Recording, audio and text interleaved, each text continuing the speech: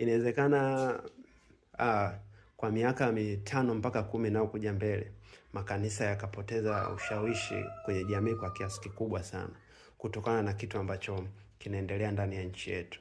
Wewe angalia, baadhi ya madhehebu mengi sana ambayo yanatafuta waumini kwa kiasi kikubwa sana, yameshindwa kuzungumzia issue ambayo ni contemporary, inaendelea sasa hivi ndani ya nchi. Wameshindwa kuzungumzia. Sasa wameshindwa kuzungumzia, na watu ambao wanakuwa affected ni wale watu ambao wanawahubiria kila siku. Umeona? Sasa maana yake wale watu ambao wanawahubiria kila siku watashindwa kutafuta solutions ya mambo tofauti ambayo yanaendelea kwenye jamii yetu. Mwisho wa siku ni nini? Mwisho wa siku lazima hizi dini au haya madhehebu na nini yanaweza kapoteza waumini. Kwa in 5 years to 10 years, ni kweli Mwenyezi Mungu ni mkubwa, na wengi tunamwamini Mwenyezi Mungu, hatuamini katika nguvu za kishetani, tunaamini katika nguvu za kimungu.